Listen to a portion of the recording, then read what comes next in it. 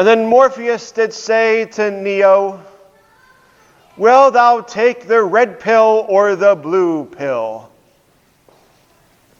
Will you choose to see the world for what it is, or live in ignorance?"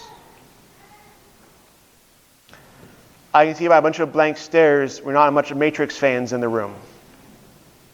But it's okay.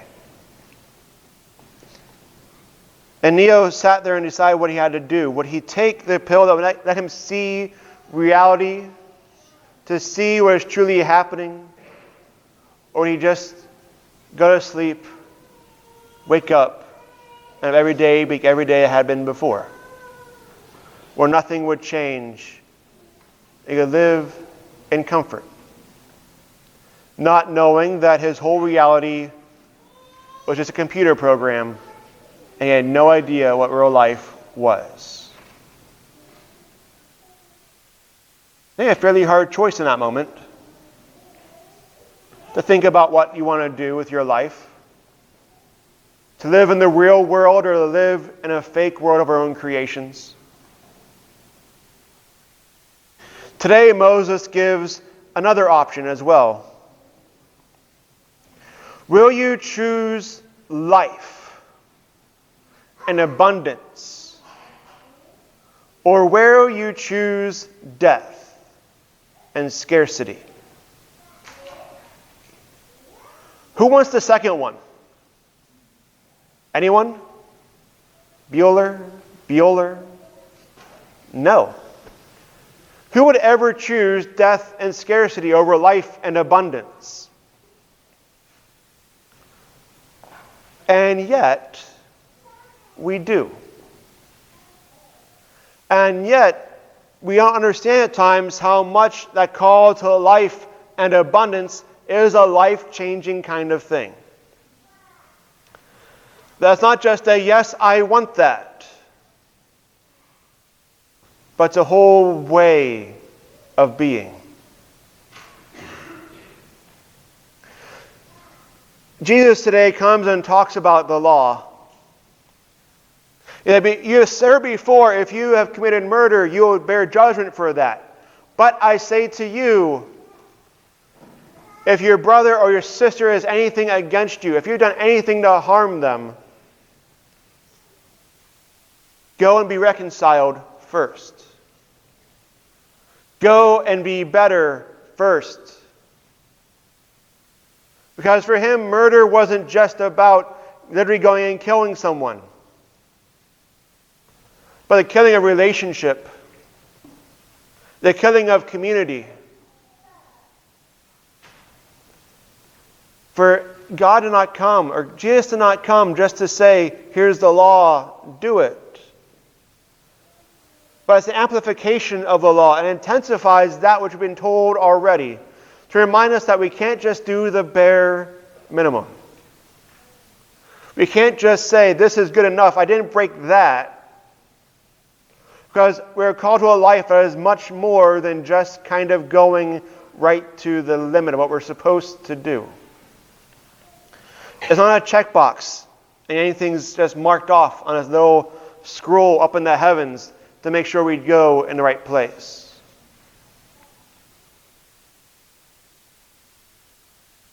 You know the laws that we have today? Do we try to get right up to them and bend them at least a little bit? I think of one that probably every one of us has broken at some point, at least if you're over the age of 16. How many of you have ever sped at all while driving? Yeah. You know, it says 50, so you're going like 55? 60? Everyone going 70? Are you still going higher? 80, 90, 100? I guess somewhere in a hurry. That's the fun when they break though, right? Until you see the sirens behind you. You're like, oh no, I don't want to pay this ticket. But just in fact, just know, if you try to speed up faster, get away from them, the ticket gets higher and higher and higher. But life isn't just about finding what you're supposed to do and going right up to that point. and saying that's good enough. For instance, Boy Scouts. Do a good turn daily.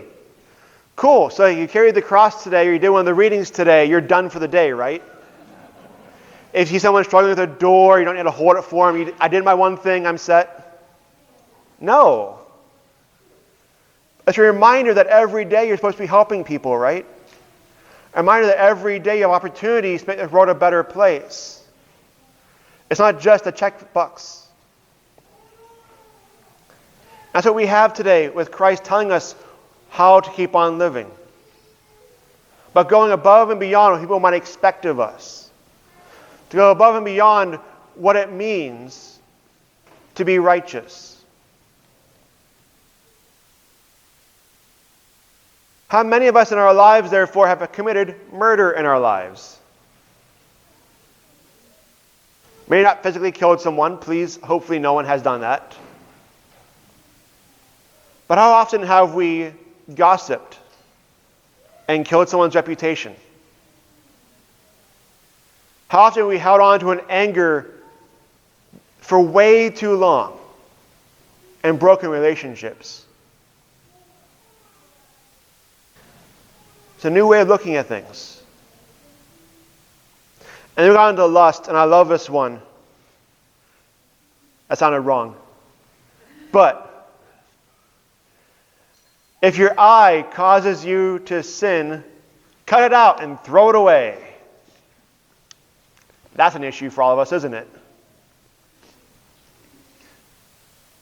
But it's a reminder that it's not the one who you're looking upon that's at fault. That no matter what that person is wearing or not wearing, it's your own self to check. To say it is about what is going on in your mind and your emotions. Not to cast things on someone else. It removes the ability to blame a victim. It removes the ability to say it's all their fault. Because our sin is ours to own, isn't it? How we see people, whether it's for seeing them as our fellow siblings, as our brothers, as our sisters, or if we see people as just objects that we can use, that's a big difference. One of the big characteristics of sin is that we see people as objects. We see people as things we can use for our own benefit, or as just obstacles in the way to where we want to go. Instead of seeing others as whole beings, as people called to be respected and loved. And that's the essence of all this, isn't it? We are called to relationship. We are called to healing. We are called to hope. We are called towards love. A love that keeps on going and going and going, even further than the Energizer Bunny. It keeps on going.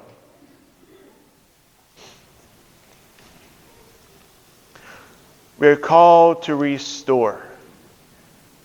To find all those boundaries that divide us and tear them down.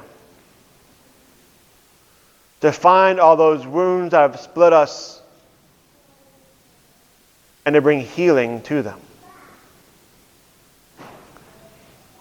It's a life that looks out into this world, that sees pain and says, how can I make things better?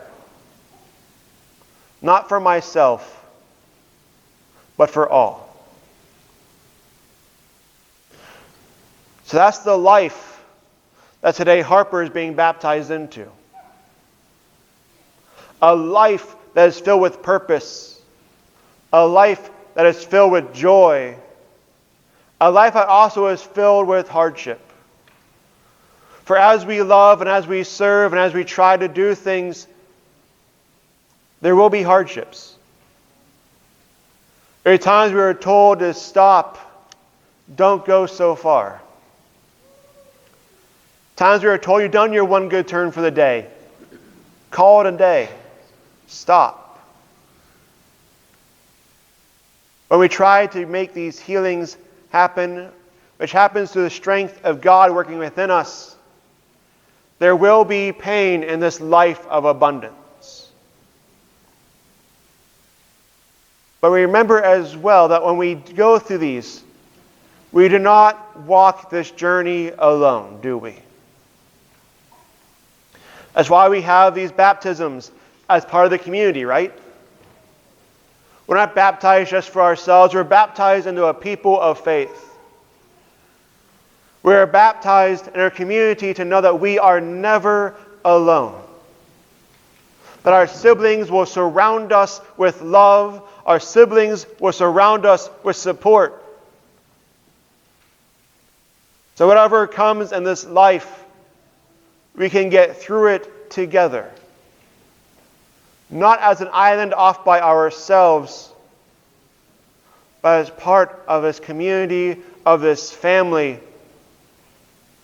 We come together for healing and restoration.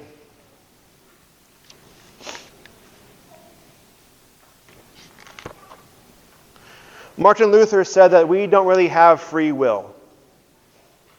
I don't like that, by the way. But instead he said we have two things we can bind ourselves to. We can bind ourselves to God. We can bind ourselves to the one who made us, the one who gives us life, the one who promises abundance, but who calls for us to have a life that is for others. A life that changes ourselves and the world around us. Or we bind ourselves to sin. We bind ourselves to comfort. We bind ourselves to self-destruction at times. We bind ourselves to a life that just says, I've got mine, you deal with yours yourself. A life that sees others instead of as family.